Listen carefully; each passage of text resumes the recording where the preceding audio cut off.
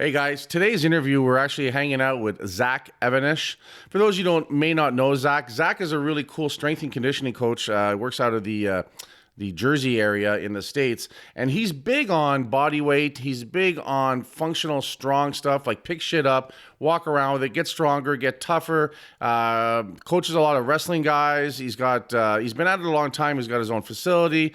He's got his own podcast. We'll throw that up on the notes, and he's got some cool stuff. And what I like about him, it was just a really good, refreshing interview where we just talked about, just training, working hard, pussification of people, and just, how that's becoming a lost art form about just being tough mentally and physically. And he was just, I like the guy. He's just down to earth. I've been following him for some time, so we're really happy that we were able to get him on the podcast, and I appreciate him taking the time with us. But check this out, guys. It's definitely a good listen and a great perspective. Rebuilding.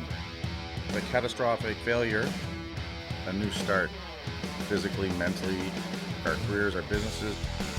Step back, first step, next step. The driver in me just wants to get it done tomorrow. We'll do this, do that, let's move this, where are we at with this? You build some confidence, build some self-esteem, start to feel better about yourself. The Silverback Blueprint Podcast, a show for men over 40. We focus on getting stronger, staying motivated, building discipline, creating a community, and becoming truly happy.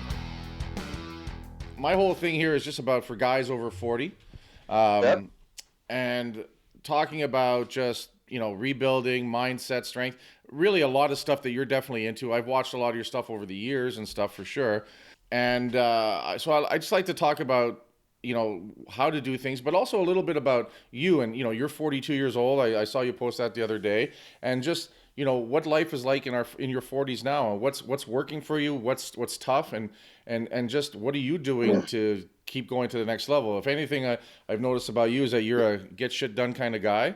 And to me, we're the same thing. We have a gym, I'm a powerlifter. That's my background. And, my struggles are obviously with my diet, my carbs. I'm a big dude. I'm super strong. I'm pretty fit. I rock kettlebells and stuff.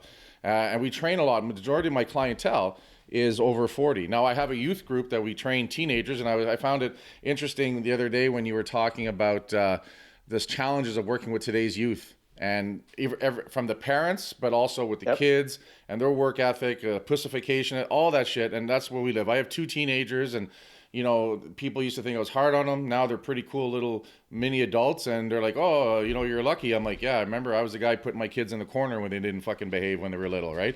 How old are your kids? My daughter's 11, and my son is 9. Yep.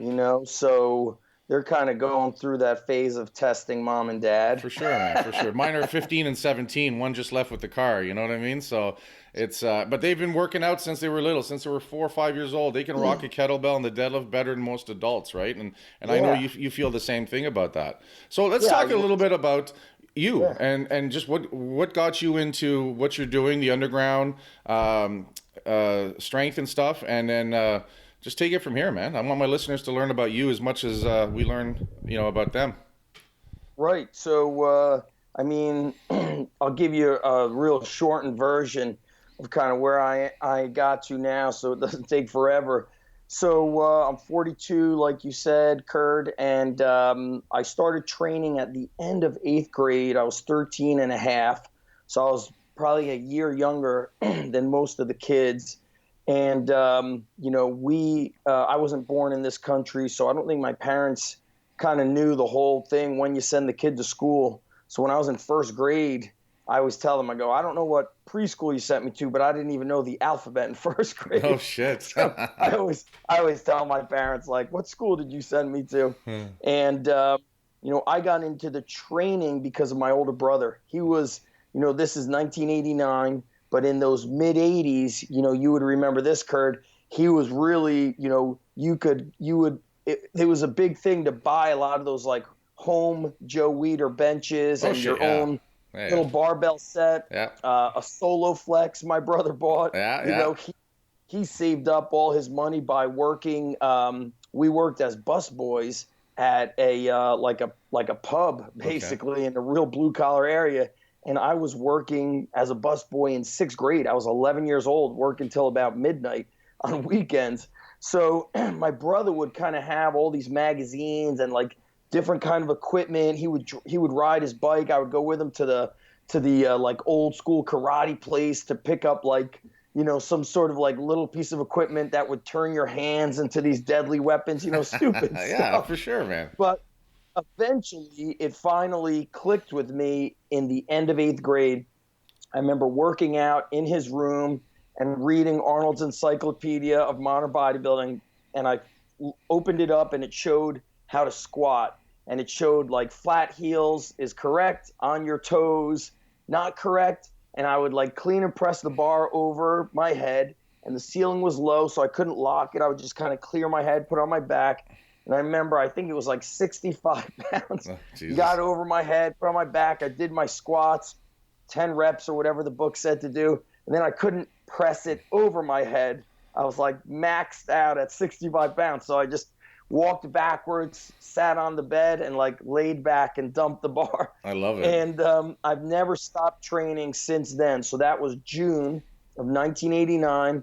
I haven't stopped training since then, and I was basically following, you know, the bodybuilding magazines and books of those early 90s, late 80s, which was unfortunately not the good training for an athlete. So I wrestled in high school, and, you know, I've been posting a lot of photos. I have piles of old books and magazines from the 40s, 50s, 60s, 70s. And, you know, Muscle Builder and Power, Iron Man, Muscular Development, they always had a section of weightlifting and powerlifting. Yeah. Whereas in the 80s, late 80s, early 90s, that was not featured in the magazines because Arnold Schwarzenegger and Sylvester Stallone, they kind of had these, you know, Hollywood physiques, and powerlifters were not known to be that kind of physique. So that information wasn't selling. So unfortunately, I trained the wrong way for sports, and that was the thing that really catapulted me into being really pissed off for figuring out how to train, you know, to really be a powerful human, a powerful machine. And the wrong training, basically, not only did it train me the wrong way physically, but also, you know, mentally, psychologically. And that's why I'm so big into the get comfortable being uncomfortable, you know, train early, train late, train on an empty stomach, train when it's not your normal training time, train with people better than you. So what I do now is most of my workouts, I'll train with the college wrestlers I train at the university. And I was not doing that until about 2 or 3 months ago. Oh, okay. But we're in the end of college wrestling right now of the season. But around the middle, you know, this one group was just kind of lacking that fire. And I said to myself, you know what? I'm going to train with them, and I'm going to tell them that this 42-year-old is smoking your ass. I love it. I'm smoking you. I love and it. let me tell you, it is not easy training with guys that are on average 20 years old. Yeah. Because as you know, when you're 20, like, you are unstoppable. You're not really, the details of everything don't affect you as much as now. For example, now you get a bad night's sleep, you don't sleep enough, or you have all the stress of family, work, bills, all this stuff. When you're 20, you know, you're living at home and your mom's probably doing your laundry and cooking your meals for you. So I'm training with those guys. I trained just this morning before seeing you guys. And when I train myself, when I'm not in like an organized group, I have kind of an idea of what I want to do. And I start getting like the first 2 exercises going. Like today, my thing was, okay, you got to squat with bands today, and you got to do some carries and sleds. But once all that started going, I don't really rest much in between sets. I'll change the weight, go again, or I'll do things in between the sets and I'll go again. So it becomes more of like a heavy strength type circuit. So today I got warmed up. I do a lot of sleds and calisthenics. I use the hip circle. I do a lot of band pull aparts, back extensions. You know, really inspired by Matt Wenning talking about doing kind of like 100 reps of a lot of different things before you train. So face pulls and push. Yeah. Yes. Yeah. So I've been feeling great. doing that. You basically do a bunch of like bodybuilding work before you get to the main work, and you got a lot of blood flow going. Your muscles feel kind of strong and stable, and I work better getting in that kind of long warm up, and then I'm doing stuff in between. So when I did the banded box squats, I did one-arm kettlebell carries, and then those one-arm kettlebell carries became farmer walks. And when I do farmer walks, I'll do kettlebells, dumbbells, and I have these Iron Mind. My dad made me these, the Iron Mind Rolling Thunder? Yeah, those yeah, thick. yeah. So my dad made me 2 of them, and I attached 100 pounds of chains. Beautiful. So it's like a grip intensive thing. And then once I was done with squats, it just became a circuit, like tricep extensions off of the rings, like leaning forward, sleds, back extensions, glute ham raises, dumbbell bench, floor press, pull aparts, abs. And I just go, because I find that as we get older, you start resting, you start thinking about shit. You start ready to stop in your mind. A couple of things I like what you're doing is it's the functionality of just doing all this different stuff, because in life you're going to have to pick up 2 bags of sand sometimes or move a bunch of patio stones, right? And that's where I find a lot of guys get beat up, is that they can't do that shit anymore. They're not prepared. They're not ever ready. One of the things I liked about Louis Simmons is he always talked about GPP, general physical preparedness. Just be ready for whatever's coming at you and stuff. So my background, and it's funny, a lot of things you were saying earlier on, it's like you and I are very mirrored. I grew up on the farm. So you worked your ass off all the time. It didn't matter. The pay was shit. You ate well, that kind of thing. But I didn't have any organized sports. So I didn't start training till I hit college. And I joined the gym because I was 18 years old. I was a little overweight. I was 240, 6'2". And I'm like, hey, if I join a gym and lose some weight, I'm going to be able to get the girls, right? And that's what got me started. First day in the gym, I deadlifted 315 pounds. I squatted 250 pounds. These are all things from the farm, right? I benched. Yeah. I was struggling with 60 pounds on the bench. And I'm a big kid, right? And I'm like, what the fuck is this? And I remember this little French guy. I'm up in Canada here. And there's this little French guy comes in, little bodybuilder dude, bench beside me, benches like 2 or 3 reps at 315, goes outside and has a smoke. And I remember sitting there going, what the fuck just happened? I'm big. I'm supposed to be strong. This guy's like a wiener, and he's fucking hammering it up. Knew nothing about training. So same thing. It was buying magazines. There was nothing about strength in there. This is pre-internet, right? So there was no information. And it was just like, I was like you said, I was angry. And I was like, fuck that. I'm going to make this bench my bitch. And now it's my best lift. I bench well into the 500s now. I just competed in December. 49. I just missed a 575 raw. But it's a lifelong journey getting to that. So I've got lots of power on the power side. Now I focus more on the bodybuilding, the conditioning, because as I get older, I also want to breathe better, move better, be more functional. So I'm back into twice a week. I'm hitting the kettlebells and I'm doing the circuit style training and stuff. So when you work out, how long are your workouts typically? So today, I think I trained probably about 45 minutes. Okay. When I'm training with the college guys, right now, those are some shorter workouts because we're near the end of the season. But, that's also about 45 minutes. They will do a longer warm-up. I'll take them through like gymnastic drills, a lot of plyometrics, a lot of jump training, a lot of med ball throwing. Mm-hmm. They do a much longer athletic-based warm-up. Then they get into the strength and the power work. That's what we do in the weight room. So my workouts are usually 45 minutes, but that doesn't mean they don't go less. That doesn't mean they don't go longer. Mm-hmm. And, you're also, have the change of seasons. So when it's spring and summer, even the fall, sometimes I don't even go to my gym. So in my garage, I've got a climbing rope. I have a set of rings. Now I have a trap bar in there, but before that I just had like some kettlebells mm-hmm.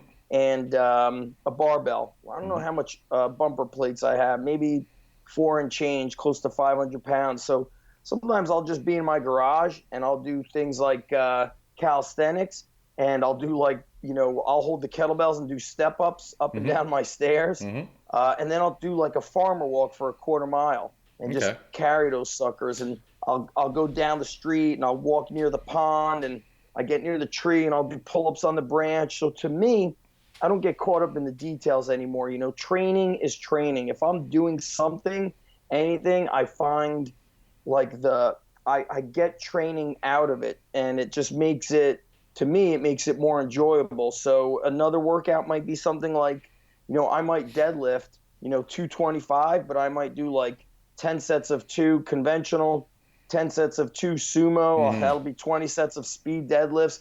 And then I'll do, floor presses with dumbbells or kettlebells and pull-ups and abs, and then I'll run a quarter mile. So for me, I like to move and push. I don't like to say I'm just strong or I'm just fit. I'm always trying to get stronger. I'm always trying to push my conditioning. And then when it's spring and summer, I'm at the beach with the kids. I'm playing tennis with my daughter. So I find a way to get myself to run and do those kind of things. And to me, I love that feeling of being in shape, because once I got, in my mid-20s, I had an ACL surgery.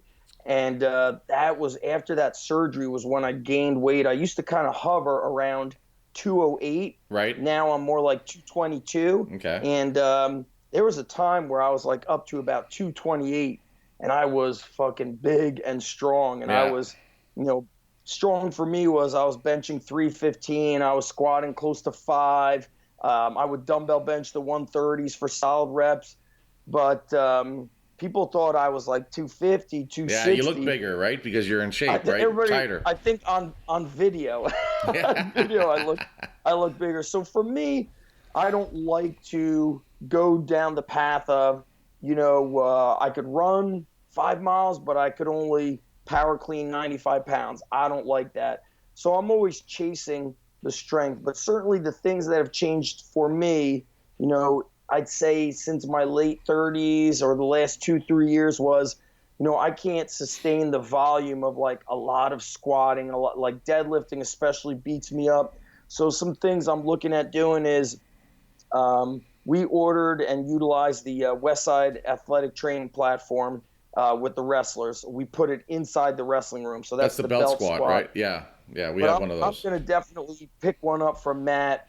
Not just for myself, but as my kids get older, I think that's just like having a belt squat is such a great way to squat without feeling, the effects of a bar on your back. But on the flip side, I feel like, when you're young, you're so capable. And, you were talking about training young teens. Parents have forgotten how kids used to just be outside all day. Mm-hmm. And it wasn't a problem. Yeah. And now we're so worried about he's going to do 5 sets of 5 squats. Like, is this going to interfere with his, wrestling tournament, 7 days from now? Yeah. And really, and that's probably why I train so hard, is because I'm so sick of hearing these weak-ass excuses that I'm like, oh, God, I'm 42, and I am out hustling your 15-year-old excuses, Like, well, you know what's crazy? Is the and you said that earlier that I like too, is that you're training with the young guys, and the other thing I believe in is, especially when I'm dealing with these older guys trying to get coming back and getting in shape and getting healthier, is that there's still an 18-year-old inside of us, right? And we don't like to be fucking outdone anytime ever. The problem is the distance between the 18-year-old, well, we could, like you said, you could be 20 and do whatever you wanted, and now the 42, the 49-year-old is there's a lot of times there's a big fucking gap between what we want to do on the inside and what we can do on the outside. So my goal with these guys and girls is always, let's start shortening that gap. Let's make you more capable. Let's get you moving again.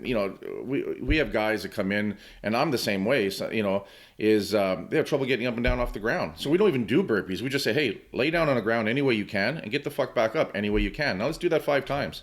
And if you're gassed, let's walk around, come back in, right? And we work with a scale of exertion, 8, 9 out of 10. We try to monitor that. So that you're able to work with it. I'm not there to make anybody throw up. Once that happens, you're fucking done anyway. But, push yourself so your body has to adapt. And it's those little mini victories, and build some confidence, some self-esteem. It's great when you wake up the next day and you feel your pecs a little bit, right? But not that you're so fucking fried that I can't go to work today. And that's the big thing that we try to mitigate based on the capability of the individual and the workout we want them to do and stuff. Because nothing drives me crazier too. Sorry? So nothing drives me crazier. That 8, 9 exertion out of exactly. And the other thing you said too about heavy for you is 315. The other concept I work with my guys and stuff is that heavy is heavy. So the relativeness of heavy is the same. So once something feels heavy, it's the exact same feeling for me as it is for you, as it is for Luke. The difference is how much weight's on the bar, right? And that's just a way to get you to that heavy. The conditioning, you know, now that I'm back hitting some prowlers and kettlebell swings, I quickly get to a 9 out of 10 because my conditioning sucks right now and I'm rebuilding that. But my 9 is exactly the same as your 9. It's just the difference with your capability and workload capability. You have to do a whole bunch more shit to get to 9, right? But once we're at 9, that's when we're trying to maintain that, push that, and we're going to see the body changing and stuff, right? So that's kind of the way I try to tune people to figure out what level they should be at. Longevity. Exactly. It gives them longevity, because I think if you're on a 10, you're so destroyed. Like you said, you don't want to come back the next day. And really, you know, speaking of, you know, men in their 40s, most men in their 40s can't do 10 push-ups. Mm-hmm. So, you know, a good coach, you know, an experienced lifter, an experienced coach knows that most men are probably going to have to do push-ups with their hands elevated on a bench. Yeah, or off the knees or...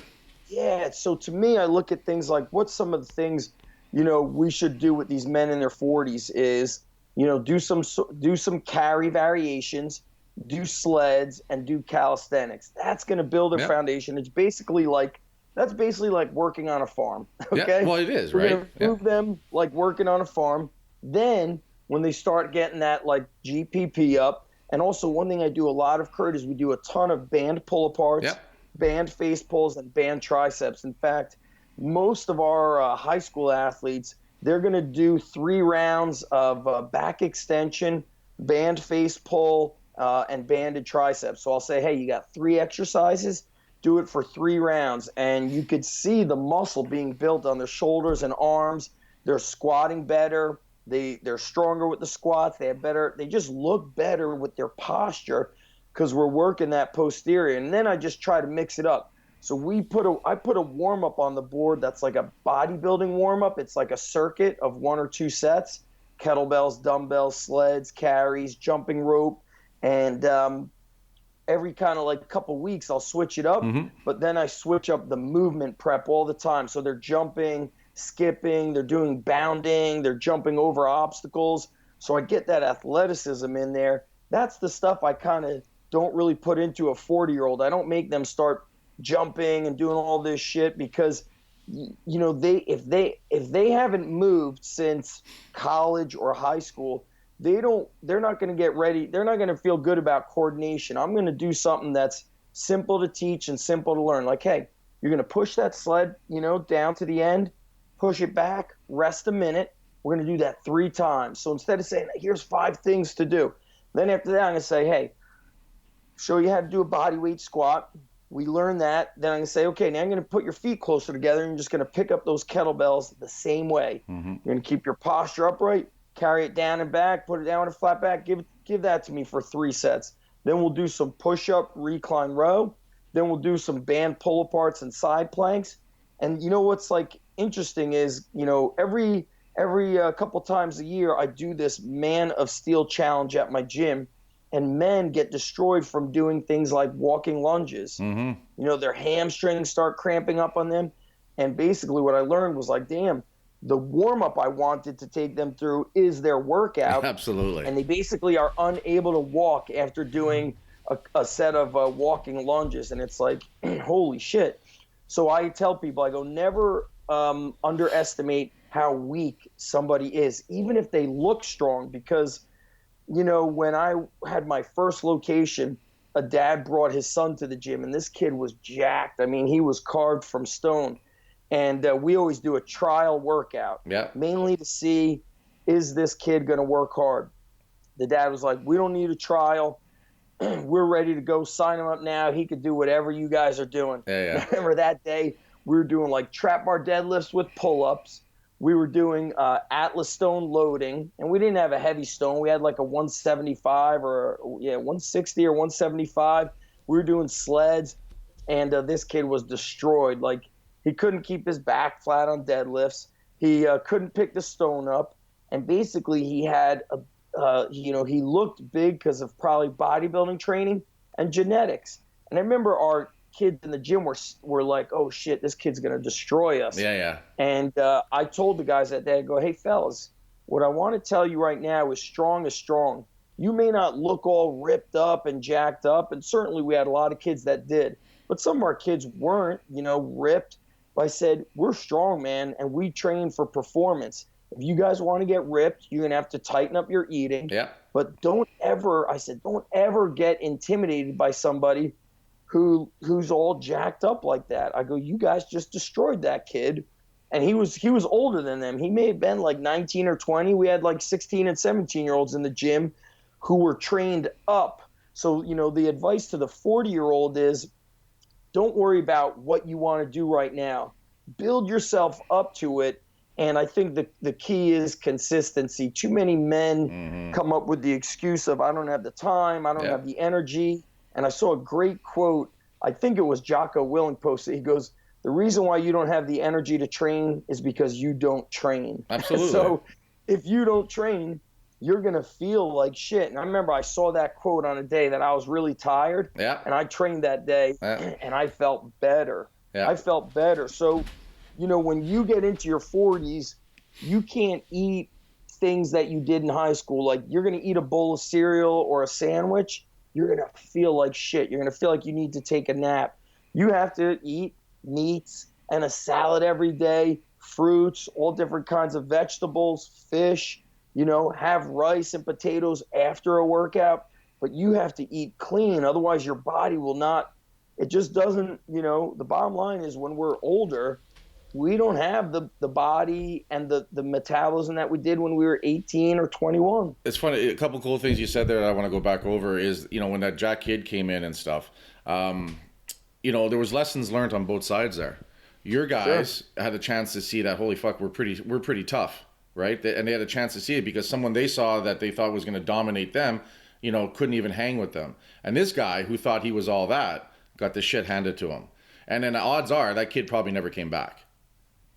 Came back for a very little bit. And that's the hard part, right? And that's probably something I see. That's the 18-year-old ego that a lot of the guys that come to see us, the 40 and older, 50, 60-year-olds, they still have that 18-year-old to get inside. And that's why I try to get them to understand is that, we're going to break that down. So I have a program called the Silverback program. That's why the podcast is called the Silverback Blueprint. And the Silverback podcast program is a 12-week program. And I tell the guys, I said, it's a 12-week commitment because we're going to do stuff now that you're not going to want to come back and do next week. So I need you to be accountable. But number two is we're going to start with laying on the floor. We're going to start doing Cobra Child poses, scorpions. So some mobility-based athletic moves that you haven't done in forever. And you're going to have trouble doing just that. Your warm-up is going to devastate you. And we're not even pushing hard yet. But that's how we have to rebuild. And that's the whole thing, too, is that we get a chance to see that character that's within them as well, right? And a lot of these guys come in, they're defeated. They're defeated physically. They're defeated mentally and stuff. And, they know they need something. They need to be a part of something that, it's a positive environment, but it's a safe environment physically, but a safe environment for them mentally. It's okay that you can't do 2 push-ups because in 2 weeks from now, you're going to do 10. And in 12 weeks from now, we're going to be fucking deadlifting. Right? Or they come in and they're like, oh, when do we bench? I go, in 6 weeks when you can do this, this, and this. When do we deadlift? Well, in 6 weeks when you can do this, this, and this. Because if you can't get back on your heels and you can't do a body weight squat, I'm not teaching you a deadlift. You can't do it. All you're going to do is shit your spine out, right? So that's, again, a lot of similarities in what we teach. The young guys, when we have our teenage group that comes in Monday through Thursday at 5 with our coach, we get all these guys that, I can deadlift 400 pounds at the Y. And I'll just look at them, I go, I fucking guarantee you're not doing a good deadlift. And when we show you how to do it, it's probably going to be 185 and you're going to sit there and wonder what the hell happened. But we're here to teach you technique and form and coach you through your weaknesses and stuff, right? And that's the hard part with a lot of the society today is that they want what you have right now. They want what I've done in the bench over the last 30 years. They're like, well, I want that in 6 weeks. I'm like, fuck you. You haven't done any of the work yet. You haven't done the base. You haven't put the time in to deserve that. And I think that's my biggest concern and frustration with society is that we're in a now society, an instant gratification society and stuff. And then, and this is something I think you touched on the other day too, is that you've got coaches out there that promise you instant shit. And hey, listen, work with me and in 7 days we'll do this and in 30 days we'll do that because people want to believe that and they want to buy into that. And then you're sitting there going, dude, that's not how we're going to do it. You're going to get fucking mangled, injured, or never come back. Right? And that's the frustrating. And that's the other thing I like about you too, is that you're a business guy at the same time. You understand that to sit out there and to teach and to train and to, do our business of coaching people, it's a frustrating situation as well. It's really, the lack of dedication to things nowadays is the real issue, because like you said, people want results not only today, they want it yesterday. Yep. And I made a video yesterday, after I finished running my gym, and I showed everybody all the jump ropes we have, and I said, everybody's talking about speed and agility and first step quickness, but one of the fastest men ever, one of the most devastating football players, was Herschel Walker. Yeah. And he did hill sprints. He jumped rope like a madman, and he lived on a farm, and he would play chase or tag with like a horse, like a baby horse on his farm. And I said, we're so worried about running around cones, yet we can't jump rope, or I don't see you out running hills. I rarely see people running hills or doing sprints out in the streets, which are the things you must do. Or I have kids that live 2 minutes away and they're getting driven to the gym. Yeah. And it's really, I live in a very soft town. That's the straight up truth. The town I live in is so soft.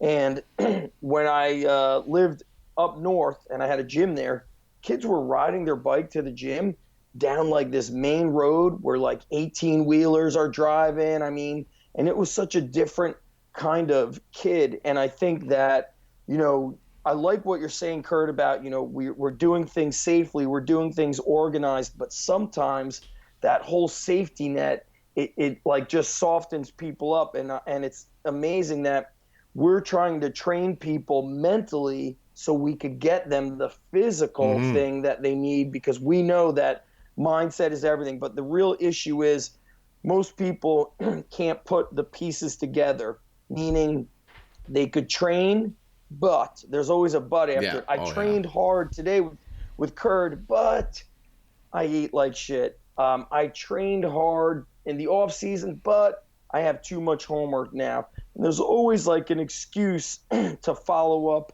the work, and that's why things are really not working for people. And that's why a lot of these shortcut programs have been bestsellers since you and I were kids. Yeah. There was in the magazines, I can't remember what the name of some of them were, but they would send you these little pamphlets. You would buy them for like $6, and it was like the secret to calves, the secret to for abs. sure. It was always a fucking secret. It was always the missing link, the hidden Russian secret to this. And you're absolutely right. And you know what? The one thing going back to touch on is, when we talk about technique and safety, I agree, we focus on that. But the other thing too is that we'll put the kids through, 5 prowlers, 6 prowler runs, 10 prowler runs, right? That's where they have to develop their toughness. At the end of the day, right? A lot of these little fuckers can't handle that stuff. I get kids, my 2 kids play hockey. And I always take one of the teams on and do their general conditioning for them in my gym and stuff as giving back, making sure my daughter has a better base for her sports, or my son. And it would blow my mind how many times a parent would contact me and say, hey, little Johnny's not going to make it today. He's not feeling well. And I'm like, oh, so he's not going to play tomorrow night. Oh, no, he's going to play tomorrow night. And I'd be like, if he's not healthy enough to do the workout, if he's not healthy enough to do his dryland training, what makes you think he's healthy enough to do the hockey? I said, if anything, it's the opposite, right? Or, oh yeah, he can't do that because it's hard on his back. I go, no, it's because he's not doing it right, and that's why I keep showing him how to do it right. And if his back is that bad, then he shouldn't be on the ice in 2 days from now. But they fall into that fucking excuse bullshit thing, right? There's a lot of issues like that going on now. And, also the kids don't learn on their own. They don't, I have a book out, the Encyclopedia of Underground Strength. When a kid is with me enough, I'll give him the book, but they still don't read it because they didn't buy it. I fucking gave it to you, and now you're not going to read it. I remember reading all of my brother's workout magazines and muscle books. Yeah. And I remember the first time I went to the gym, not the YMCA, but the first gym, I knew how to do seated cable rows. I knew how to stretch and arch, and I had technique because I had read so much about it. You put a lot of groundwork in. You'd made it part of your passion, your skill sets. Right. these kids today, they don't know how to grab a barbell to do curls, which is the very first thing we learned. We were probably doing curls. Arms. You went over a friend's house who had an older brother who had a barbell set. You would be like, hey, Johnny, let's take some weights off and let's see how many curls we could do. Absolutely. You figured shit out on your own. So you were talking about an injured back. Yesterday, these kids came in. They normally come in with one of their buddies, and they said, oh, he's not here. He went to Workout World with his friends and hurt his back. A month, 6 weeks ago, one of the kids I trained, he went to one of those gyms as well, and he hurt his back. Or I think he tweaked his back doing something. Basically, like, he didn't warm up enough. He didn't warm up properly. And, this week, a mom said, I hate to do it. I have to cancel his membership. He wants to train with his friends at Workout World. And in my heart, I want to say, man, he has a losing record on the wrestling team. Is this what he really needs to do, is go to Workout World and be on his phone taking selfies and talking with his friends? But people who don't get it, don't get it. And sometimes, Kurt, I feel like these podcasts, it's just like you and I and a bunch of other meatheads. 4 other guys listening. We're nodding our heads, and we're all the information is going to the same people who already know. Here's the problem. So I think the whole ticket here is that we have to keep hammering what it takes. This is what it takes. And we also need to, even me, I need to open up my gym more for adults, because when a father is training hard, but his kids aren't, then the father can start teaching his child or his boys, his girls, his daughters, his kids, here's what to do. And, like a year, 2 years ago, I was training these 2 twins, and they just didn't have a whole lot of heart. And then I trained adults, and the dad was coming. I think the dad was so disappointed that him in his 50s was outworking his 15-year-old twin boys. And it's like, I've learned that I used to think that kids that aren't working hard, their parents must just have excuses for them. But sometimes I catch my own kids trying to be lazy, and I'm like, damn, even when you're telling these kids what to do, kids are going to find their own way to do something. And so what I do is I tell my son especially, I go, if you don't listen to me now, it catches up to you. And you can never complain if you're not the starter on your baseball team, your wrestling team, because somebody else outworked you. I tell them, I go, hard work is the thing you can control. You want to get better? Nobody's stopping you from going into the garage and doing anything you want. Now, my kids are not at the age where I want them lifting, but when they come with me to the gym, I say, you guys, before you're hanging out in Daddy's office, do anything. Push a sled, carry a medicine ball, throw a medicine ball, do something. Give them a kettlebell, absolutely. On your own, without me telling you what to do or how to do it. Because I feel like making mistakes and just doing things wrong, it's okay if you're working hard. I believe in working hard first and foremost.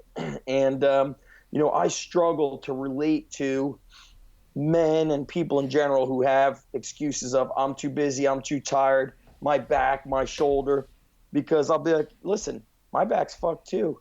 I've had shoulder surgery. My knees had three knee surgeries, but you know what?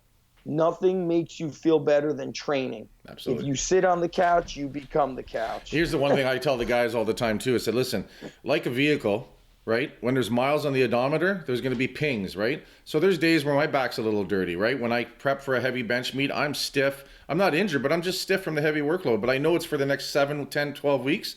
And then I'm off, and then I focus on something else. That's par for the course. But I know guys my age and guys your age that if they mow the lawn, they're done for the fucking weekend. Like, to me, you're going to be injured. You're going to have issues. You're going to have tweaks. All athletes get tweaks. You work around it, right? You figure something else out. The one thing I was telling you about is that the, when you're talking about the, sometimes you have to do for yourself and others around see you. I mean, there's a guy I know that has a really cool quote that says, lead from the front. And I think that's you. I've seen that many times on your thing. I got it from, is the book here? It's from Dick Marcinko, Rogue Warrior. Have you ever read any of his books? No, I haven't. No. I Oh, wow. So I read his book when I was 18. And he was the guy that created SEAL Team 6. Back then it was called DevGru.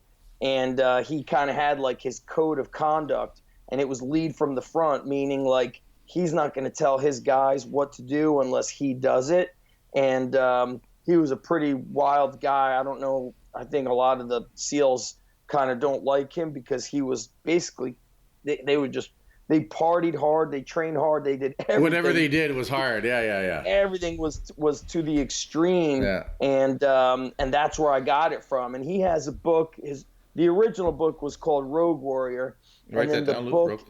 Rogue Warrior, Yeah. and then Leadership Secrets of the Rogue Warrior. Let me see if it's. By the way, I have that 50-cent book you showed the other day. I have it up in my in my library as well.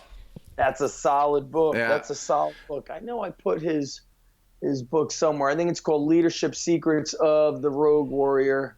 They're floating around somewhere. My bookshelves are basically bending and breaking. Yeah, I got books everywhere. I'm a big believer in that kind of stuff. So let's talk a little bit about the business side of things for you. Sure. So what do you go? I mean, now I've been following you for years, and I've messaged you a few times over the years. I know you had your underground certification, coaching certification. Yep. A good friend of mine that from around here, Shane Miller, went and did one of your courses years ago. He's got a CrossFit gym. Yeah, a good buddy of mine. He's across the river. So he named his son Zach. Yeah, that's right. Yeah. So he must have really enjoyed the weekend with you. Yeah, he came to one. Those were early days. Yeah. So it's 2018 now. I think 10 years ago was when I began the certification. And, guys were traveling from all around the world to do the certification. It was a weekend certification. And, interesting that, we're talking about how many excuses people come up with. The 2-day certification, I noticed as like a couple years into it, people were like it was like they were done by the second day, like they were just crushed. Whereas the first few years, people were so passionate and hungry to learn. Like we worked so freaking hard during those 2 days. And then a 1-day cert became a day and a half, became a 1 day. And it was because people just wanted more convenience versus really working and earning for it. And that's probably why I've started kind of exiting all of that business stuff, is because I can't really relate to people who don't want to really work for shit. They just kind of want to, I understand it's the technology era and everybody's learning online and all that stuff, but I can't be around uninspiring people. It's just not good for me at all. It frustrates me. Right. So I've kind of moved away from a lot of the business stuff and coaching other coaches and doing all this shit because, it kind of went in a direction I didn't want it to go, meaning I wanted to inspire and educate people, but instead people would just copy what I was doing versus, hey, just be yourself, man. Yeah. Whatever you want to do, that's the route you got to go with. So, my passion has always been the training and the hard training and the kind of the gritty style of everything. And that's probably why I love, last night I came down to my office and I started flipping through the magazines and I just couldn't put them down. And I was like, this reminds me of when I was 13, 14, 15. Yeah. I would read the magazines over and over again, and I would like hawk the mailman because I knew that the magazines would come on like the 2nd of the month. And if they weren't there on the 2nd of the month, I waited for the 3rd of the month and the 4th of the month. And I'm like, where are my books? Yeah, you're accosting them outside, wondering where your books are. It reminds me of when Powerlifter Video Magazine was out back in the 90s. And my training partner and I, so I've always owned a gym, and him and I would train in my gym at 5 in the morning on Saturdays before it ever opened up. We would drive to go train like fucking idiots, and then go have breakfast, right? And so we had this Powerlifter Video Magazine, and it was $60 US. Now in Canada, that's like $1 million, right? So what we would do is we would take turns paying for it. 1 month, I would pay for one, he would pay for the one. It came on a VHS cassette. And when that fucker landed, man, it was like, hey, man, and this is where we had to phone people. There was no emails. I'd be like, man, it just came in. He's like, I'll be there in 2 minutes. And we would sit there and pop it in, and we were like, oh my God, and we're taking notes and stuff. And you know what? It was crazy. And now... I didn't hear of that magazine, Powerlifter Video Magazine. Yeah, so Chuck LaMantia He was back in, the days of Powerlifting USA, right? When they first kind of Yeah. were big in the 80s. It was kind of a spin-off that came along off that Powerlifter video magazine. They I'm came out gonna on look it up on eBay. Yeah, see if you can find it. I'm going to dig around and see if I have some old VHSs of them and stuff like that. I remember watching James Henderson bench 700 pounds. Who was the other guy? C.T. Fletcher, doing a bench workout and stuff like that, and just being like a normalish guy, not the freak he is today. I don't even know if he's alive yet. It's almost noon. That kind of thing. He's on his way out and stuff. But it was the same as the magazines, right? You'd get them and you'd be like, holy shit, I've got Muscle and Fitnesses from the 80s and stuff in a box somewhere. And my wife's like, hey, you got to throw those out. I'm like, get away from that box, that kind of stuff. And you're right. The early stuff is better. The 70s. The black and whites and stuff, 70s, for 60s, sure. and 50s is the best. And at the end of the day, what that did, because it was harder to get that information, and going back to what you said before about work ethic and stuff, it was just harder to do shit when you were younger and I was younger. It was just fucking harder. I mean, I grew up in a farm. I didn't have a car and stuff like that. Like, it was just harder to get shit done. So then when you got used to that work ethic, when you decided that you wanted to do something, you're like, all right, fuck, it's going to be some heavy lifting. Let's get it done. That's why I'm in business. That's why I do what I do, because I can't handle working for someone. I never could. And, I'm like, hey, let's, I had stores, supplement stores, and I'd be like, all right, I found a spot. We're going to start building it. And in 4 days, we're going to be open. They'd be like, you're crazy. And 4 fucking days later, 96 hours, no sleep, open, right? That is just all in. No one's got, I shouldn't say no one. Obviously, I'm speaking to the choir here, but few have that. And that's the one thing I even teach my kids. I'm like, guys, I know. Work ethic, hard work, you're going to put yourself at the top of the pile just on that, based on what's happening nowadays. Or you're going to have to be super, tech advanced, where you're just doing things from the computer. There's a lot of different ways that people are now earning a living. There's jobs and careers that didn't exist 5 years ago. Things are certainly so different, but I definitely agree that information is so commoditized because there's so much of it, whether it's good or bad. People don't know the difference. I still have parents asking me, with all the content I put out, they still think that like their kid can't join my gym till he's in high school because they think he's going to squat, bench, and deadlift. And I'm thinking to myself, don't they see our videos of us using sleds and medicine balls? No, they don't fucking watch or read these anything. Young kids, right? So sometimes I think we're putting out information thinking that the consumer or the prospect is getting it, but really it's just guys like you. It's other coaches getting that information. And I think, business-wise, I'm still, trying to. I'm like, man, I think I got to go back to doing a lot of that in-person type stuff where you're in front of parents, because you think they know what's going on, but they do not. They do not know what's going on with what is the right thing, what do the kids need to do. So, you talking about business. So now I own 2 locations. Our best location is in like Central/North Jersey. And it's in a building with a wrestling club, a jiu-jitsu club, and a boxing club. And the whole convenience of parents being able to have their kids work out and then wrestle has been extremely powerful. And then the fact that it's in a affluent area with a big population has also been very big. So the other gym I have in the town I live in, nobody comes from the town I live in. Right. The kids are coming from these 2 nearby towns that are very much known for being blue collar, hardworking towns. So I think that if anybody's looking to get in the business of being a coach, number one, you have to be a great coach. Number 2, I think the future of all these gyms and stuff is going to be more of like a private boutique model, meaning like Matt Wenning, trains, but he works out with people. He trains some people in the mornings, and then he has a couple other coaches kind of doing their thing there, but I don't think he has them on a payroll or anything. But I think you're going to have more of these like smaller private settings, not these big 10,000 square foot gyms with 500 members and all this, then you have a staff of 10 people and all this shit. Like, to me, that's not my style. I want more of like that private setting I don't think that I'm at least, if you're a true businessman, then you go into the big stuff. But most people listening to guys like you and I, they're coaches and they don't want to do all the business stuff. So if that's the case, you need to be very good at like creating a referral system within your business. Yes. And being really well connected with your members. So they're bringing in friends and they're referring, as well as doing things that, maybe being in a more visible place where, quote unquote, you have a lot of foot traffic or eyeball traffic.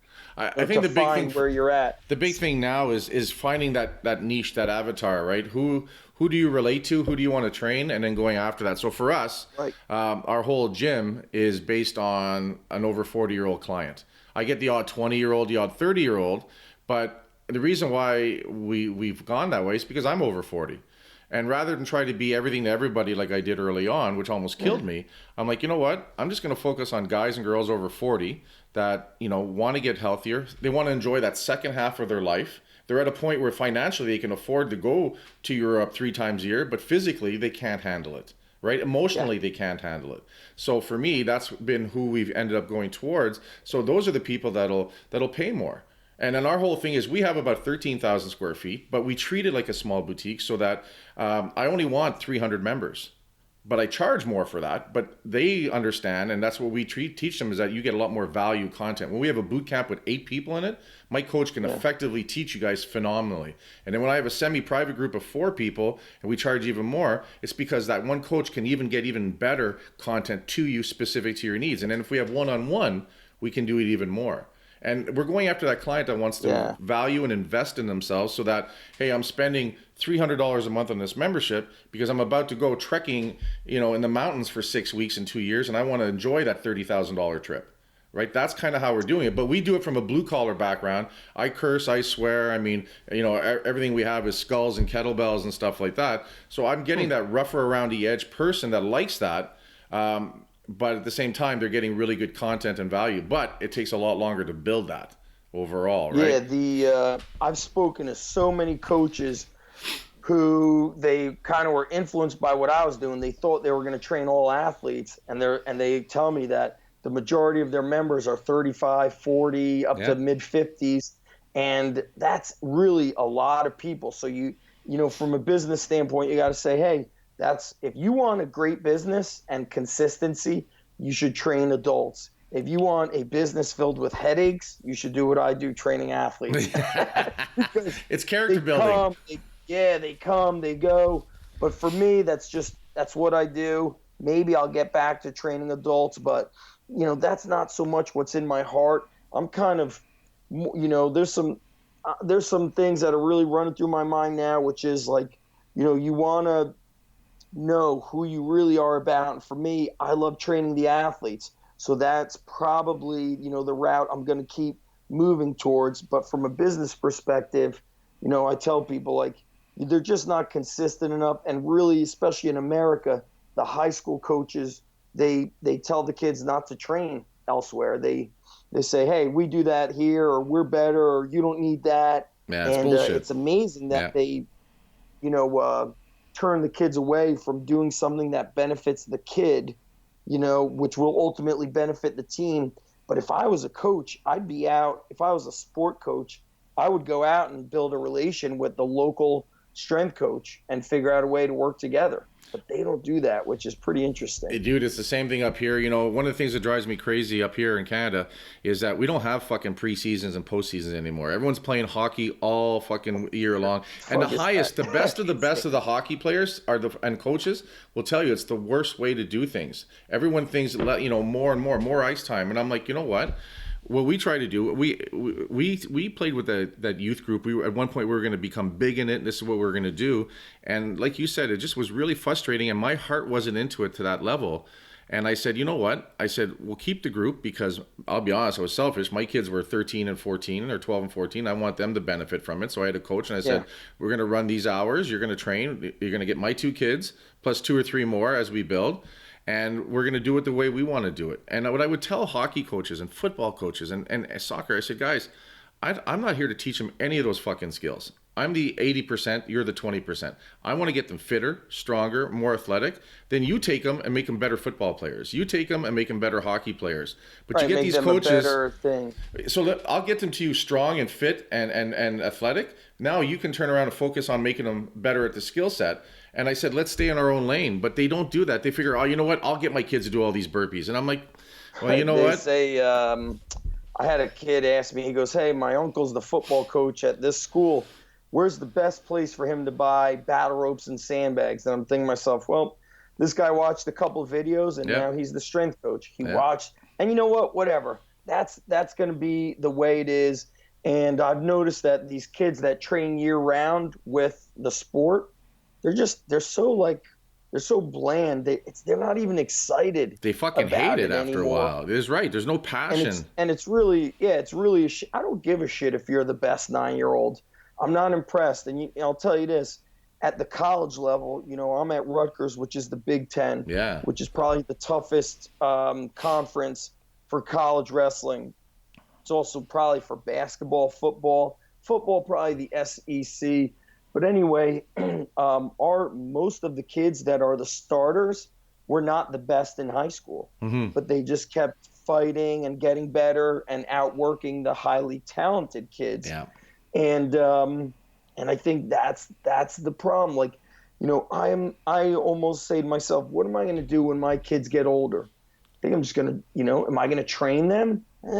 How about they go to the gym and they figure, Daddy's got books everywhere. Yeah. Go read a book, figure some shit out. Yeah. Read Daddy's book, for crying out loud. Yeah, exactly. Figure it out on your own. But, we're at a point where, like, you tell a kid, hey, put that 10 on, and they don't know what a 10-pound plate even looks like. Yeah, I agree. So it's, to me, we've lost a lot of that accountability, and I say that's why I'm torn. Is it even a good idea? Sure, it's a great business, right? I train athletes. It's a great business, but is it good for the world? That's when you start looking at stuff at a much deeper level. Is what I'm doing really making change in the world, or am I just kind of, giving information, they take it, and they don't really learn. They're just doing. And to me, that's not the way to build a great human. I love it. I like the idea that you're sitting there and sort of trying to figure out what's important to you and what's the one thing that you're going to be able to keep being passionate about, because once we know that, then our business falls into place based on that. Our avatar and our niche falls into place based on that, but it has to come from us, right? So what will we do that we're going to do forever, because it's who we are. Right. And if money was no object. Yeah. Right? And you know what? If you just, hey, listen, I want to be the best fucking strength and conditioning coach for kids, for football, or for wrestling, and that's all I focus about. Well, I honestly believe then what's going to happen is you're going to get those kids. Now, you're going to go through a lot of kids. So maybe you develop a system that sort of filters out, the first level filters out some of those kids. And then if they pass that, they move to your next level of training. There's different ways to look at it. We do general boot camp to get everybody into our facility. But then from that boot camp, we have the semi-private, the specialty training and stuff. But we use the boot camp as, hey, everyone knows boot camp, so let's get it going. We run a really good boot camp. But when we hear and see people that they want more, hey, I want to learn deadlift. Well, we have a 6-week deadlift 101 program. Why don't you take that and see where that goes? And then, we're big into powerlifting. So I've got women now, 6 months ago, never did it. Now they're competing in their first powerlifting meet. But we started teaching them how to do proper hip mobility from the boot camp class, and sort of built on that. So we layered. School. Yeah, and so we've got people that ended up staying with us 2, 3, 4 years, 5 years. I have a client, one girl. I started Hostile, my training facility, Hostile Conditioning, 9 years ago. She's still with me to this day. That's huge retention. Awesome. Now people still come and go, but the special people that really get you and love you stay with you for a long time and stuff. And I think that's the biggest thing I had to learn. My wife had to beat me over the fucking head for years and tell me, Kurt, people come and stay because of you. So those are the people you need to focus on, and you need to be a presence in your business. Because I started scaling and working from, a different location and stuff like that. And then I learned the hard way. I crashed multiple locations. I couldn't handle it. So I ended up having to rebuild and reboot, and that's kind of what we're seeing now with Hostile Conditioning and our brand. But it's based on me. I'm shooting video, I have a podcast, and I'm using it as a platform so people can, hey, I fucking like what that guy's saying. Well, great. That's the client I'm going to work with and stuff like that. So I use it as a way to build some know, like, and trust. And then, hey, this is who I am, and I'm different from the other person. And if you're looking for something that you can relate to, then you'll gravitate towards me. So if 10 new people walk into my gym, I really only want 3 of them to stay. Because 3 of them are going to think we're fucking retards. You know, I'm not going to work this hard. There's skulls everywhere. He curses and stuff. 3 of them are going to be like, I don't know. I just think I want to watch Netflix. But you're going to get 2 or 3 of them. They're like, I fucking love this place. I love this guy. I love this atmosphere. Here's my credit card. Right? And to me, that's what we've been focusing on. People definitely think I'm crazy. So what I try to do is, before they get to the gym, I'm set up the website in a way where they really have to go through the whole thing, see what we do, see videos of our training, see testimonials from parents. So when they show up, or before they even sign up, they're already they're qualified much better to be there. They're more likely to be part of it. If they made it through all those steps, they've pre-qualified themselves. Yeah. So by the time they're at your doorstep for that orientation class, that's what we start with. By the time they get to an orientation class, right, we're reasonably sure that we're going to be able to have a 30 to 40% closing rate after the 30 days. That's what we use as stuff, right? Here and there, the wrong person gets through. Like this week, a dad told the kid, you sign up, you do it. And on the website, it says, do not sign up if you're under 18. It might even say if you're under 21. That way, a college kid doesn't sign up and then say, oh, my parents won't pay for this. And, it tells them what to do. But people, because of Instagram and Facebook and swiping through with the finger, I believe that people are programmed now to they can't read a website anymore. So if they're swiping through, they're kind of bypassing and creating their own rules. So when the dad was like asking me about pricing, I said, well, when you signed up, it said to read the whole website before you sign up. Did you read the whole website? Nah, I told him to do that. I go, well, whose email did he sign up with, yours or his? His. I go, well, the website said that if you're under 18, you don't sign up. Your parents do. So I said, you already didn't even follow the steps, and now we're having a conversation that we don't need to have.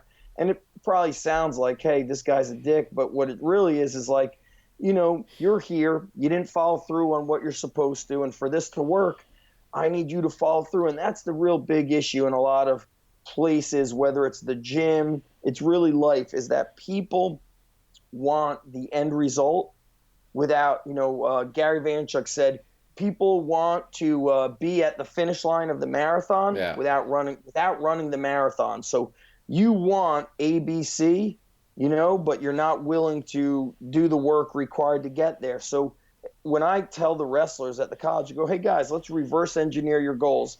What do you want to be? All of them want to be All-American or national champ. Okay. Do you need to get stronger, faster, and tougher to achieve your goals? Yes. Well, that's what we do here. Yeah. So if you ain't pushing yourself here, then you can't achieve those goals. Yeah. So people want to be this.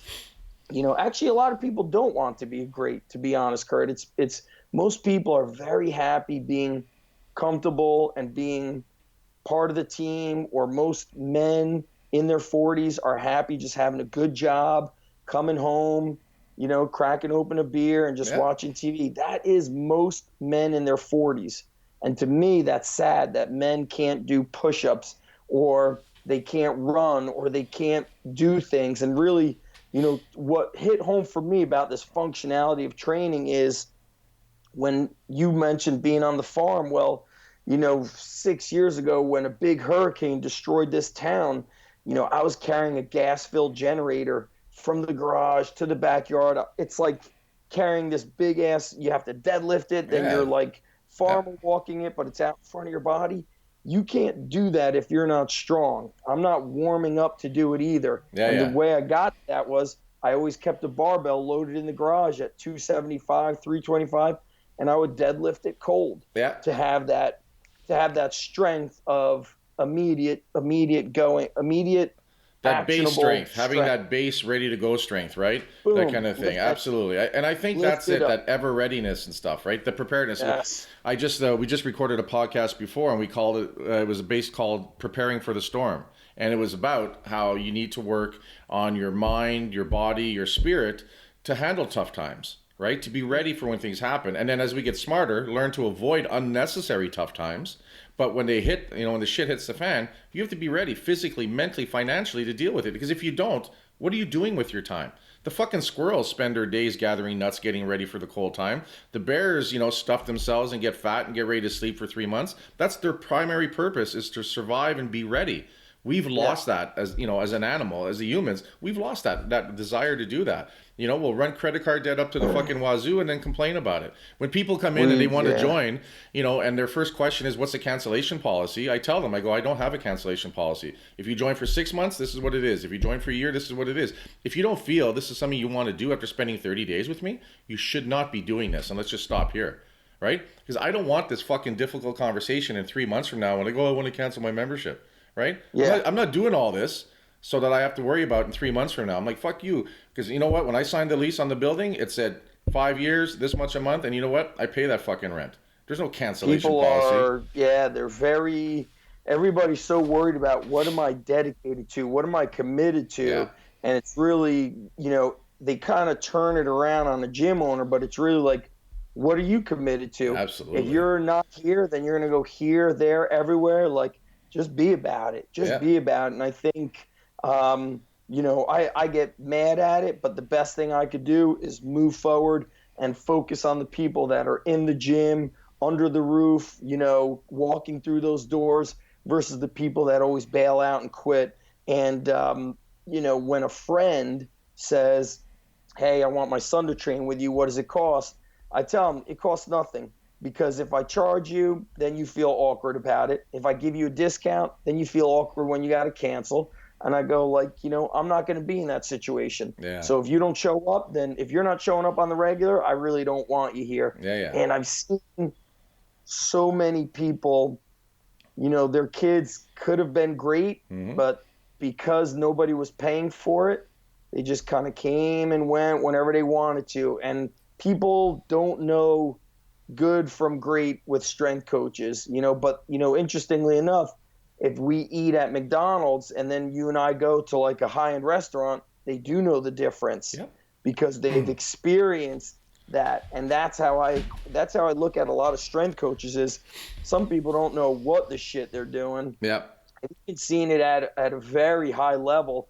Coaches that have all the certifications they need, they're at a very high level and they're doing box squats, but the kid is bouncing off the box, and it's like, wow, I don't know how you got to the coaching level you're at, but you've got all the certifications. You maybe talked a great game, but what I'm seeing right now is wrong. What's really cool? You said something really cool there. The difference between the two restaurants, and it's exactly the same with the coaching and stuff, is the experience, right? One thing I always focus on with my coaches and myself is what we call it the retail experience. They've paid for something.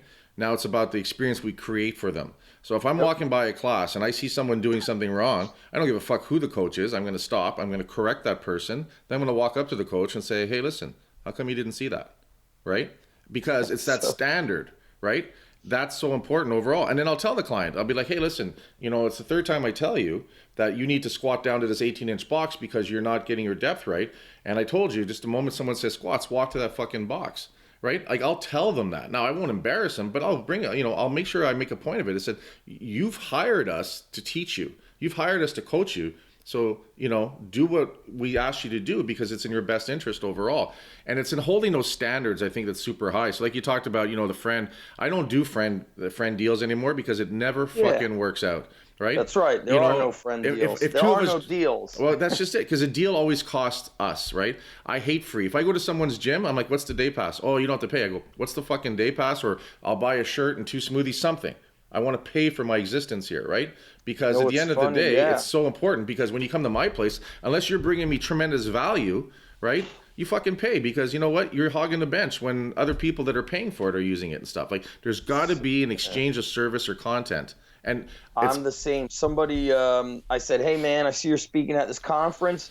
I'm going to try to get there. As long as my kids don't have a sporting event, I'm going to get there. He goes, let me know. I'll get you in for free. I said, no way, man. I don't do that free shit. Yeah. I pay and I earn it.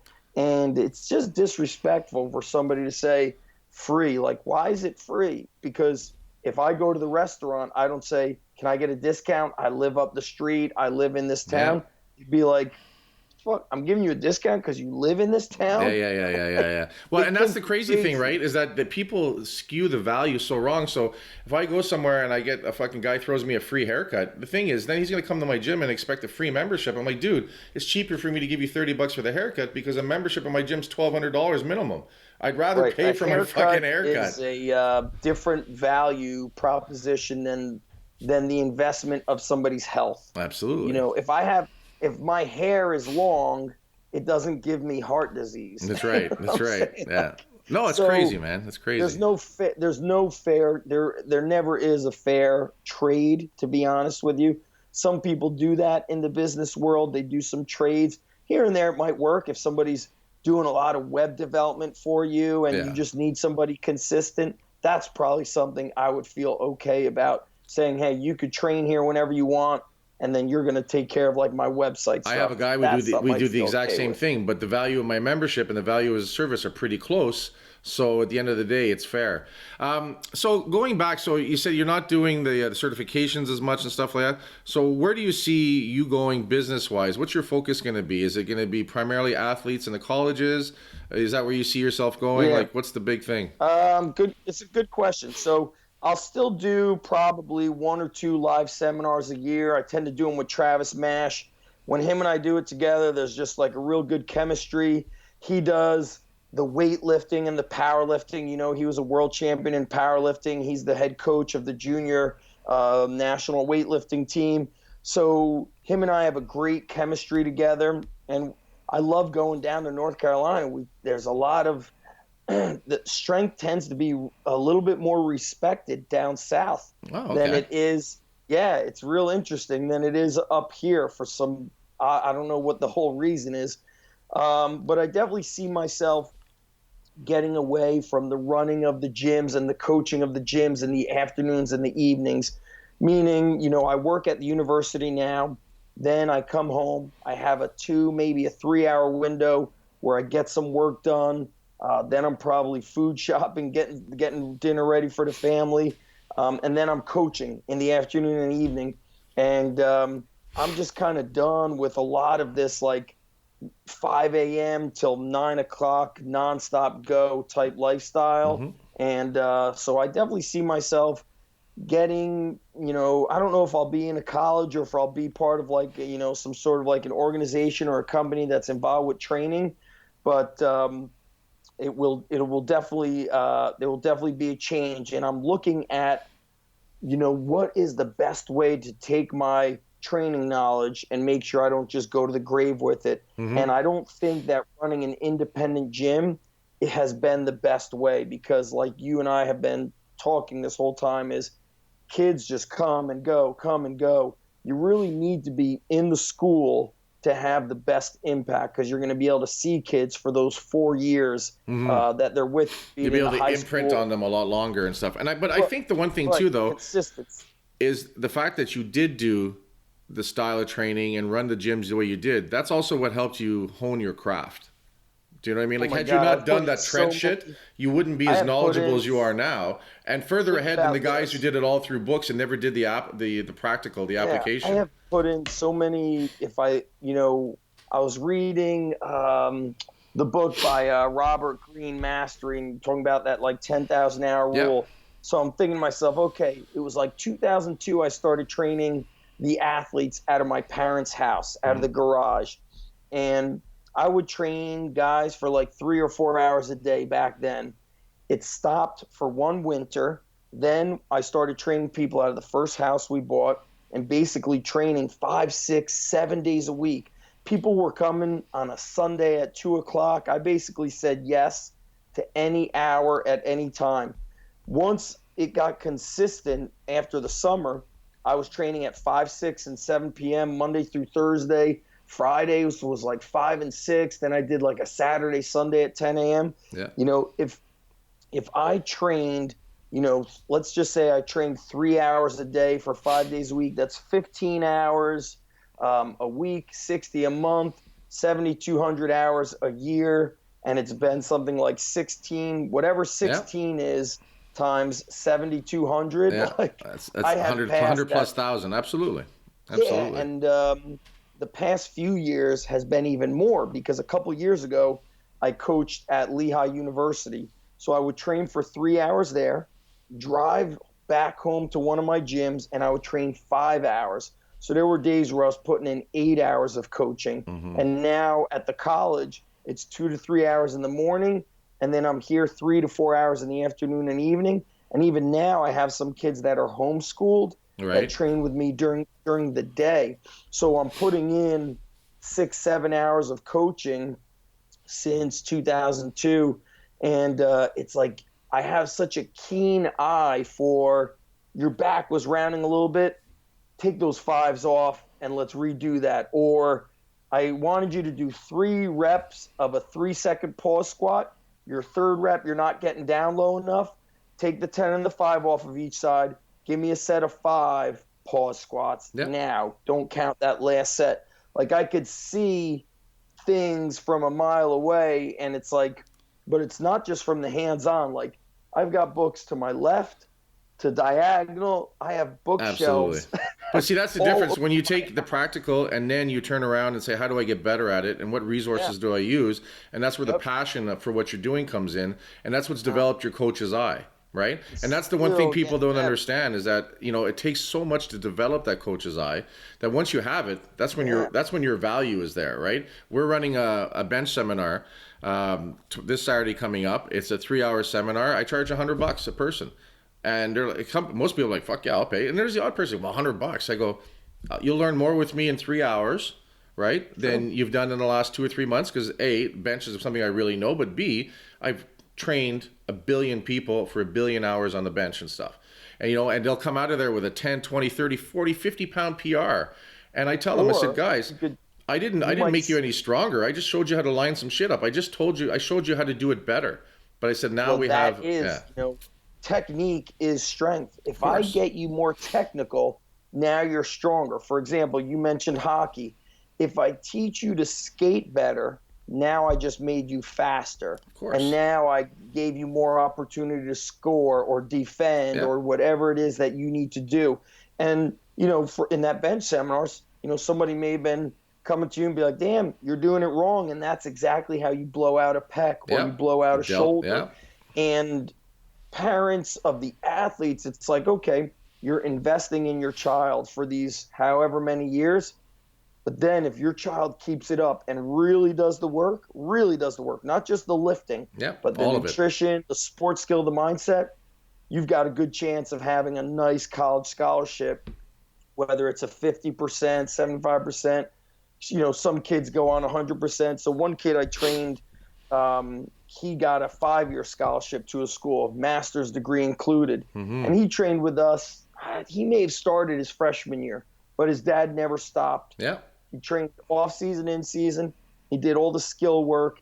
And he's at I don't know if it's an Ivy League school, but it's in one of those areas where they compete in that Ivy League conference. So, he'll get out of that college and he'll be making, 80, 90 grand as his first job. But you know what? That's when parents realize. That's the payout, right? And I think the big thing, too, is that even if they don't go as far as they could in the sport, for whatever reason, the odds of making the NHL and the odds of making the NFL are so small and so incredible and stuff like that. But I tell people that's not really the big thing. It's the journey and the work ethic. And again, who they become. And I tell people, sometimes I look at parents, I go, as a parent, you know what? Sometimes for me, it's just a matter of knowing that this is still cheaper than bail. Do you know what I mean? We're keeping them focused. We're keeping them positive. We're giving them something to work towards. And you know what? Not everyone makes the NHL, but everyone can learn and benefit from character. It's you saying that, like I'm thinking back to some kids that I worked with, and some of them we couldn't. The thing about me is I used to be a teacher, so you're always trying to save a kid. You think you could save everybody, and we lost some kids. They downward spiral and became, downward spiral with all the drugs. Yeah.